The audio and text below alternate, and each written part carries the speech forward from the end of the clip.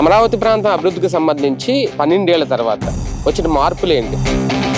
ఇక్కడ భూములు ఇచ్చిన రైతులు ఉన్నారు, ఎన్ని ఎకరాలు ఇచ్చారు వాళ్ళ మాటల్లో తెలుసుకునే ప్రయత్నం చేద్దాం. ప్రభుత్వం ఇచ్చిన హామీ ప్రకారం రిటర్నబుల్ ఫ్లాట్ల విషయంలో అన్ని నెరవేరింది. నేను 40 ఎకరాల పొలం ఇచ్చామండి. వాళ్ళు ఇచ్చే కౌలు మాకు అంత ఇది కాదు. నేను కూడా 2 నెలలు బాధపడ్డా. హైదరాబాద్ అభివృద్ధి చేసేటప్పుడు అక్కడ 36 లక్షల జనాభా ఉండాలి, ఇక్కడ జనాభా లేదు. ఈ ఫ్లాట్లు కూడా మేము 12 ఏళ్ల నుంచి పోరాడుతున్నాం, మాకు బ్యాంకర్స్ ముందలకు రావట్లా. రైతులు అందరూ భయపడుతుంది ఏంటంటే అనేది అది అందరినీ బాధ పెడుతుంది. మాకు అసలు రాజధాని అవసరం లేదు, మానవుడు అన్ని తయారు చేస్తాడు, అంగళం భూమి తయారు చేయలేడు. చంద్రబాబు కన్నా ఎక్కువ చేస్తాడని గెలిపించారు. ప్రెసిడెంట్ అయినా ఎవరైనా ఒకసారి ఫెయిల్ అయిపోయిన తర్వాత మళ్ళీ ఓటు ఎవరు వేయరు. అతను అధికార పక్షంలో ఫెయిల్ అయ్యాడు, ఇప్పుడు ప్రతిపక్షంగా కూడా ఫెయిల్ అవుతున్నాడు. జీతాలు తీసుకొని వెళ్ళిపోతే అలాగే. భూ సమీకరణలో భాగంగానే మీరు అందరూ ఇచ్చారు ఫస్ట్, అయినా అసంతృప్తి ఇంకా ఉందా? సంతృప్తి ఎందుకు చెందట్లేదు? ఎందుకు చెందట్లేదంటే భయం. మా భూమి మాకెందుకు అనుకో, జగన్మోహన్ రెడ్డి మమ్మల్ని ఏం చేసేవాడు? మేము కేసులు పెట్టించుకోవటం, పాదయాత్రలు చేయడం, ఇవన్నీ మాకేం పని? ఎంత టైం పట్టచ్చు ఇంకా? అసలు మొత్తం ఈ ఫ్లాట్లు కంప్లీట్ అవ్వాలి ఇవన్నీ అంటే 20-25 ఏళ్ళు పట్టు. 3 ఏళ్ళలో మీకు అయిపోద్ది, టర్మ్ అయిపోద్ది, డబ్బులు రావు. మరి ఇచ్చిన రైతు పోషణ ఏంటి, పరిస్థితి ఏంటి, జీవనాధారం? ఇప్పుడు ప్రతిపక్షం వచ్చి ఇక్కడ వీళ్ళ తరపు ఎవరు అడగరు. మేము అధికారం మేమే, ప్రతిపక్షం మేమే. శాశ్వత ఆదాయ మార్గం కోల్పోయారనే భావన ఉందా మీరు? ఖచ్చితంగా ఉంది. రైతుగా ఉండే ఇల్లు ఇప్పుడు ఉండదు. 20 లక్షల పొలం కూడా 4 కోట్లు అయింది. అందరూ అమ్మేసుకొని వెళ్ళిపోవాలిగా, ఎందుకు వెళ్ళరు? అమ్మరు. ఇది మాకు అలవాటైన పని. ఇప్పుడు మీ పని మీరు చేస్తారు, మిమ్మల్ని వ్యవసాయం చేయమంటే ఏం చేస్తారు? ఇప్పుడు ఈ మధ్య లాక్కుంటున్నారని గోల పుట్టించారు. లాక్కుంది ఎవరు? జగన్మోహన్ రెడ్డి టైంలో పోలీసులను పంపించి మా పొలాలు లాగి అవతల పారేశారు. బతిలాడుతున్నారు పులికి మయ్య, బతిలాడు ఈయటం లేదు. అభివృద్ధికి సంబంధించి, నిర్మాణాలకు సంబంధించి ఎంత చేంజింగ్? కొన్ని వేల కోట్లు డబ్బు వృధా అయిపోతుంది. వేసిన రోడ్లే మళ్ళేయటం. 5 సంవత్సరాలు ఒక తప్పు జరిగితే 10 ఏళ్ళు వెనక్కిపోయింది రాజధాని. దీనికి రేపు ఎన్నికలకి ఓట్లకి ఏమైనా సంబంధం ఉంటుందా? ఇప్పుడు ఆయన కన్నా బాగా చేస్తాడని వాళ్ళ నాన్న చూసో ఏదో ఎన్నుకున్నారు. ప్రజావేద కూల్చావు, ఎందుకు కూలవాలి? ఎవరి సొమ్ము? 11 సీట్లకి ఎందుకు పరిమితం చేశారు? ఆయన సరిగ్గా చేస్తే ఆయనే వచ్చేవాడేమో. ఆయన పరిపాలన చూస్తే 90% బాగుంది. ఇది చంద్రబాబు గారు ఇంకా అభివృద్ధి చేయాలి, అందరూ సహకరించాలి. ఆయన ఒక్కడే చేస్తాడు.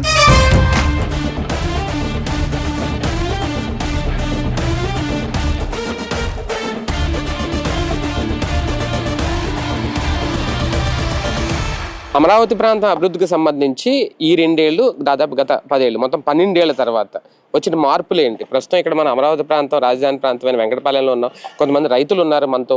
ఇక్కడ భూములు ఇచ్చిన రైతులు ఉన్నారు, ఎన్ని ఎకరాలు ఇచ్చారు వాళ్ళకి ఇచ్చిన రిటర్నబుల్ ఫ్లాట్ల విషయంలో ప్రభుత్వం ఇచ్చిన హామీలు ఎంతవరకు నెరవేర్చింది, ఇవన్నీ వాళ్ళ మాటల్లో తెలుసుకునే ప్రయత్నం చేద్దాం. సార్, మీరు స్వచ్ఛందంగా ఈ ఊరు నుంచి మీరు ఎంత ఇచ్చారు? అప్పుడు ప్రభుత్వం ఇచ్చిన హామీ ప్రకారం రిటర్నబుల్ ఫ్లాట్ల విషయంలో అన్ని నెరవేరింది. మాకు రిటర్నబుల్ ఫ్లాట్లు నేను 40 ఎకరాల పొలం ఇచ్చామండి. మేము సొంతగా వ్యవసాయం చేసుకునేవాళ్ళం. అప్పుడు ఇచ్చేటప్పుడు కూడా ఏంటంటే మేము బాధపడ్డాళ్ళం. వ్యవసాయం కౌలుకి ఇచ్చుకునేవాడికి ఆ కౌలు సరిపోయింది. సొంతగా వ్యవసాయం చేసుకునేవాడికి వాళ్ళు ఇచ్చే కౌలు మాకు అంత ఇది కాదు. అప్పుడు ఏమిటంటే పొలం మా కింద ఉంటుంది. ఇప్పుడు 1000 గజాలు ఇక్కడ 450. ఈ రాజకీయం ఇవన్నీ వచ్చినాయి. ఉండవల్లి తర్వాత బాధపడింది నేను కూడా 2 నెలలు బాధపడ్డాను. అయితే భూ సేకరణ కన్నా పూలింగ్ మంచిది. మాకు ఇప్పుడు వచ్చే అవకాశం ఏంటంటే 3 సంవత్సరాల్లో వీళ్ళు ₹1 కోటి అవుద్ది అభివృద్ధి చేస్తారు. చేసిన తర్వాత ఇక్కడికి అప్పుడు హైదరాబాద్ అభివృద్ధి చేసేటప్పుడు అక్కడ 36 లక్షల జనాభా ఉన్నారు, ఇక్కడ జనాభా లేరు. ఈ రైతులు, కౌలు రైతులు ఒకళ్ళు ఉన్నారు, వాళ్ళకు కొంచెం బాధ. చిన్న రైతులు ఉంటారు, సరే మాకు కొంచెం 15 ఎకరాలు నాకు ఉంది కాబట్టి నాకు సరిపోద్ది. 3 ఎకరాల రైతు ఉంటాడు, 3 లక్షలు వస్తాయి, నెలకి ₹25,000 పడ్డాయి. ఈ 25,000తో వాళ్ళ పిల్లలు ఎలా చదివించాలి, వాళ్ళ పెళ్ళిళ్ళు ఎలా చేయాలి, అలా అది ఒక సమస్య ఒకటి మనల్ని బాధ పెడుతుంది. ఈ కౌలు వచ్చినప్పుడే చాలకపోతే ఈ కౌలు అయిపోద్ది, ఫ్లాట్ వచ్చుద్ది. ఈ ఫ్లాట్ డెవలప్ చేయాలి. ఈ డెవలప్ చేయడానికి చేస్తే 50% చేసుకుంటే అక్కడ ఆడ ఉండేవాళ్ళు రావాలి. ఇంత మట్టికి ఎమ్మెల్యే క్వార్టర్లు కానీ ఇంత మట్టికి హైదరాబాద్ పోవటం కానీ ఇక్కడ రాలా. ఇంకా అవి పూర్తి చేసి వాళ్ళకి ఇచ్చిన తర్వాత జనాభా పెరగాలి. మీరు అనొచ్చు రేట్ వచ్చింది కదా అమ్ముకొని పోవటం అనేది కరెక్ట్ కాదు. ఈ రాజధానిలో మేము కూడా ఉండాలి, ఇక్కడ నివసించాలి.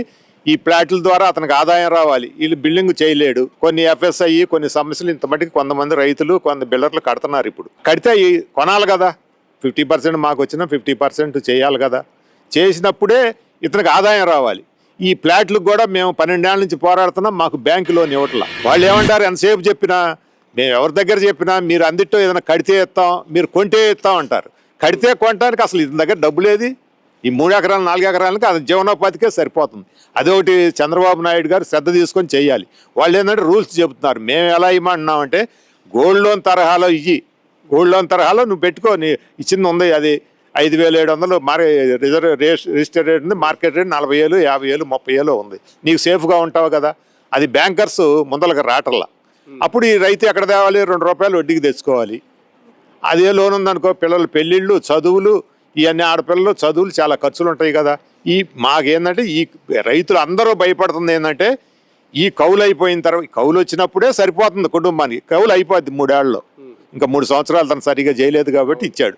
ఈ 3 ఏళ్ల తర్వాత పరిస్థితి ఏంటి అనేది అది అందరినీ బాధ పెడుతుంది. మేము ఈ తడవాడితే మేము అదే అడగదలుచుకున్నాం.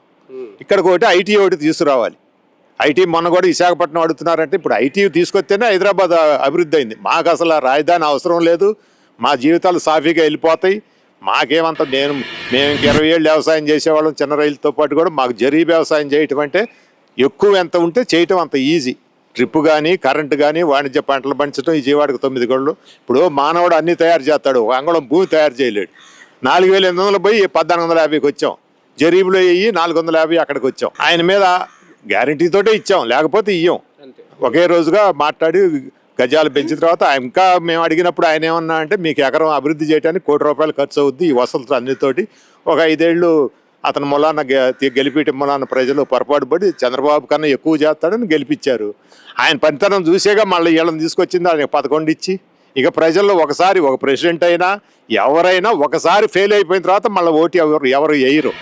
ఇప్పుడు రాజధాని రైతులు రాజధాని ఒక్కటి వచ్చిందని వీళ్ళు వేశారు అనుకో, మరి రాష్ట్రం మొత్తం ఎందుకు వేశారు? ఒకసారి ఫెయిల్ అయిన తర్వాత ఎవరికి నాకైనా సరే ఎవరైనా సరే మళ్ళీ ఓటు వేయరు. అతను అధికార పక్షంలో ఫెయిల్ అయ్యాడు, ఇప్పుడు ప్రతిపక్షంగా కూడా ఫెయిల్ అవుతున్నాడు. ఇప్పుడు ఆ 11 మంది ఎమ్మెల్యేలు గెలిచారు, అక్కడ సమస్యలు లేవా? అక్కడ హైదరాబాద్ ఉంది, సిపిఐ ఆయన ఒక్కనొచ్చి కొన్నేను సాంబశివరావు గారు అసెంబ్లీలో అడగట్లా, జీతాలు తీసుకొని వెళ్ళిపోతే అలాగవుతుంది. అది రాజకీయం, ఇక వాళ్ళ సంగతి అనుకోండి. నేనేంటంటే రైతు సంఘానికి ఇక్కడ ప్రెసిడెంట్గా ఉన్నాం, 200 మంది సభ్యులు ఉన్నారు. మేము వీళ్ళ కోసమే పోరాడాల్సి వస్తుంది. సంక్షేమం, పెద్ద అభివృద్ధి బ్రహ్మాండంగా ఉంది. ఇంకా కొంచెం ఎమ్మెల్యేలు కానీ ఈ నాయకులు కానీ శ్రద్ధ తీసుకొని ఊళ్ళల్లో ఏం అభివృద్ధి పనులు జరగాలి. ఈ ఊళ్ళల్లో అభివృద్ధి పనులు కూడా ఇప్పుడు 90 కోట్లకి ఇచ్చారు, ఈ ఊరికి మెగా కంపెనీకి ఇచ్చారు. అక్కడైతే కానీ ఇక్కడ పనులు జరగవు, పంచాయతీలు చేయడానికి వీల్లేదు. అందరూ కష్టపడాలి, ఎమ్మెల్యేలు అందరూ శ్రద్ధ తీసుకుంటేనే ఊరు నాయకుడు కానీ. భూ సమీకరణలో భాగంగానే మీరు అందరూ ఇచ్చారు ఫస్ట్, అయినా అసంతృప్తి ఇంకా ఉందా? సంతృప్తి ఎందుకు చెందట్లేదు? ఎందుకు చెందట్లేదు అంటే భయం. మాకు ఆదాయం రావాలి కదా. ఇప్పుడు మా పొలం ఉందండి, మా స్వతంత్రం. ఇప్పుడు ఎందుకు వచ్చింది? ఇప్పుడు మా భూమి మాకు ఎంత ఉందనుకో, జగన్మోహన్ రెడ్డి మమ్మల్ని ఏం చేసేవాడు? మేము కేసులు పెట్టించుకోవటం, పాదయాత్రలు చేయటం, ఇవన్నీ మాకేం పని? ఇప్పుడు అదే మెట్రో రైతు అంటే అతనికి ఆదాయం లేదని ఇంకో రకంగా అతను కొంచెం ముందలకు వచ్చాడు. ఇప్పుడు ఉండవల్లి తర్వాత ఇప్పుడు ఎంగడపాలెం, ఎంత జరీబు పొలం, విజయవాడ 9 కిలోమీటర్లు. మా జీవితం సాఫీగా వెళ్ళిపోద్ది.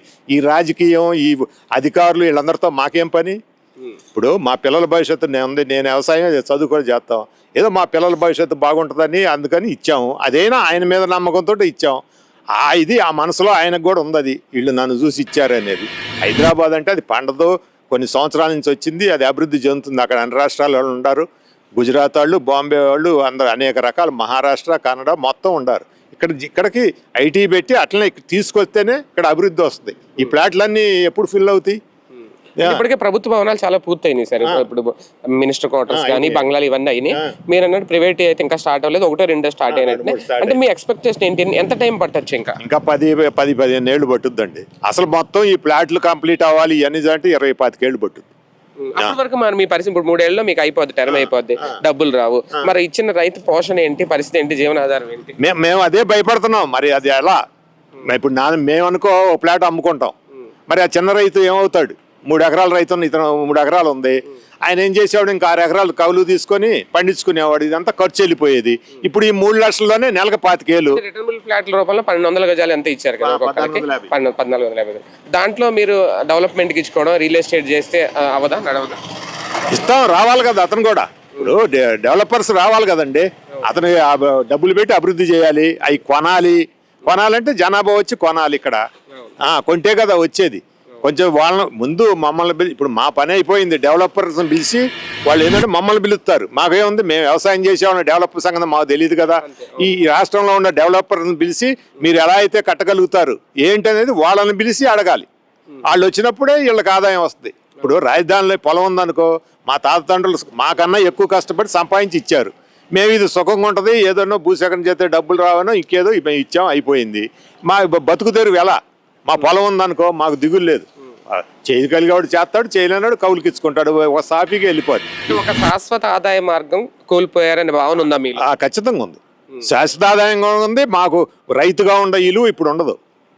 రైతుగా ఉండదు. ఇప్పుడు వీళ్ళందరినీ ఆపేసరలే రాజు. ఇప్పుడు మా పొలం మాకుంది, జగన్తో మాకే పని. కానీ అప్పటికిప్పటికే 4 కోట్లు లేదంటే 8 కోట్లు ఎకరం పెరిగిపోయింది అంటున్నారు కదా, మీ వాల్యూ పెరిగినట్టే కదా? వాల్యూ పెరిగినా ఇప్పుడు 4 ధర పెరిగింది కదా. పెరిగింది. ఇప్పుడు వాల్యూ అభివృద్ధి చేయగలికే పెరిగిందండి. 20 లక్షల పొలం కూడా 4 కోట్లు అయింది. అందరూ అమ్మేసుకొని వెళ్ళిపోవాలిగా, ఎందుకు వెళ్ళరు? అమ్మరు. అట్లా అమ్ముకుంటే ఈ తరాల నుంచి ఎందుకు? ఈ వాదన కూడా కరెక్టే. 20 లక్షల పొలం 4 కోట్లు అయింది. సరే మాది 1 కోటి, 2 అయింది, 3 అయింది, 4 అయింది. అమ్మేసుకొని వెళ్ళిపోరుగా. ఎవరు అమ్ముకోరు. భూమి అమ్ముకుంటే ఎట్టవుతుంది? ఒకసారి అమ్ముకుంటే ఒకసారి అమ్ముకొని ఇక్కడ ఏం చేస్తాడు? ఎటో పోవాలి, వలస పోవాలి, భూమి కొనాలి, ఇతను తెలియని పనులు చేస్తే డబ్బులన్నీ పోతాయి. ఏమవుతాడు? ఒక అలవాటు రైతు మారి ఇంకో దాంట్లో మారటం అంటే చాలా కష్టం కదా. ఇది మాకు అలవాటైన పని వ్యవసాయం అనేది. ఇప్పుడు మీ పని మీరు చేస్తారు, మిమ్మల్ని వ్యవసాయం చేయమంటే ఏం చేస్తారు? అప్పుడే కుదుపు. వీళ్ళేంటే నేను అది ముందే ఊహించి చెప్పా, మీకు ముందు బాధలు వస్తాయి అబ్బాయి అని. ఇది ఈ కౌలు అయిపోయినాయండి. ఖచ్చితంగా ఇది అమ్ముకోలేడు. అమ్మడు. అమ్మితే ఏమైందో అయిపోద్ది ఒకసారి. భూమి లేకపోతే ఏముంటది? ఎక్కడ పోతాడు ఇతను? ఎక్కడ పోషణ మీద భారం లేని వాళ్ళు, లాంగ్ టర్మ్ వెయిట్ చేసే వాళ్ళకి ఉపయోగం. లాంగ్ టర్మ్ వేసే వాళ్ళకి ఉపయోగం. అందరు ఉంటారు కదా. 34,000 ఎకరాలు 28,000 ఎకరం 40%. ఒక వ్యక్తికి 40% పడింది. 10 ఎకరాలు ఉండాలి రైతులు. ఈ ఊళ్ళో 10 మందే ఉండారు. ఇప్పుడు నేనే బాధపడితే అంత పొలం ఉండండి. ఎందుకు బాధపడ్డాను? నేను సొంతగా వ్యవసాయం చేసేవాడిని కాబట్టి నాకు వదులుకోవడానికి ఇష్టం లేదు. మేము ఇచ్చామంటే అదిగో 20. ఇప్పుడు ఈ మధ్య లాక్కుంటున్నారని గోల పుట్టించారు. లాక్కుంది ఎవరు? నేషనల్ హైవే జరుగుతున్నప్పుడు 22 లక్షలు చేసి జగన్మోహన్ రెడ్డి టైంలో పోలీసులను పంపించి మా పొలాలు లాగి అవతల పారేశారు. ఫోటోలు ఇప్పుడు కూడా ఉన్నాయి. ఇదేముంది? నేను బతిలాడుతున్నారు పూలికి మయ్యా బతిలాడుతూ ఈయటం లేదు. సేకరణ ఇదంతా చూసి ఇప్పుడు 2వ విడతనే సజావుగా సాగట్లేదా? విడత కూడా సజావుగా ఇస్తున్నారులేండి. ముందు కొంచెం పరిమి రైతులే కానీ ఒకేసారిగా ఇవ్వాలంటే ఎవరు కదా. 2వ విడత కూడా సాగుతుందిలేండి. కొంతమంది అభిప్రాయం ఏంటంటే, కొంత మాకు కూడా ఏంటంటే ఇది ఒక దశకు వచ్చి రా తీసుకుంటే బాగుండేది అనేది మా అభిప్రాయం. ఆయన ఏంటంటే ఈ భూమి లేకపోతే ఏం చేయాలి, ఈ భూమి అంతా ఇప్పుడే ఇక్కడ అయిపోయింది, మరి విమానాశ్రయం, రైల్వే స్టేషన్లు అవన్నీ కట్టాలి, ఇంకా వచ్చిన వాళ్ళకి కంపెనీల వాళ్ళకి భూమి ఇవ్వాలి, ఈ లేకపోతే ఎంత మట్టికే పరిమితం అవుద్ది. అది వాళ్ళు ఇచ్చేవాళ్ళు ఇస్తున్నారు, తీసుకునేవాళ్ళు తీసుకుంటున్నారు. వాళ్ళకి 10 ఏళ్ళు కౌలు పెంచిచ్చారు. దానికి మనకేం సంబంధం లేదు. ఇదంతా ఒకటైతే డెవలప్మెంట్ ఆస్పెక్ట్ లో చెప్పండి, ఈ 2 ఏళ్లలో అభివృద్ధికి సంబంధించి, నిర్మాణాలకు సంబంధించి ఎంత చేంజింగ్ చూసారు? చేంజింగ్ అంటే ఆ 5 ఏళ్ళు ఆయన కంటిన్యూ అయినట్టు ఇప్పుడు దశకు వచ్చేది. మేము భయపడాల్సిన పని లేదు. ఆ 5 ఏళ్ళు 10 ఏళ్ళు వెనకపోయింది.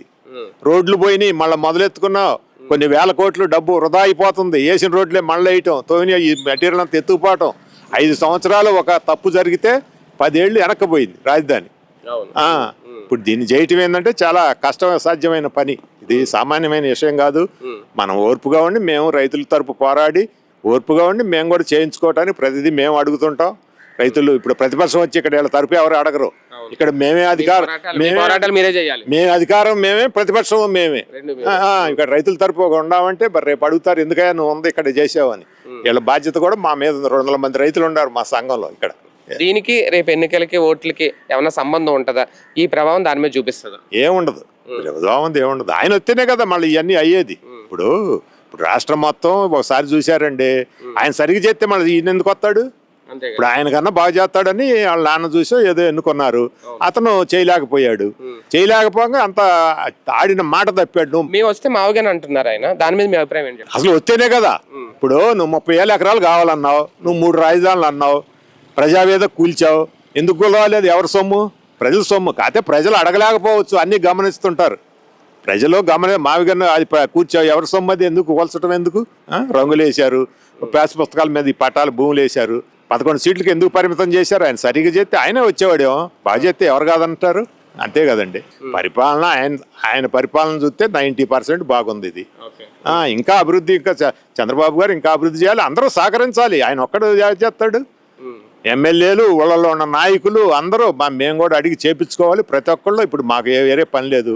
మేము కూడా తిరిగి సానుకూలంగా పాజిటివ్తో మేము చెప్పి చేపించుకోవాలి. మిగిలిన విషయాల్లో పరిపాలనకు సంబంధించి ఈ 2 ఏళ్ళు చూసారు చంద్రబాబు నాయుడు గారు.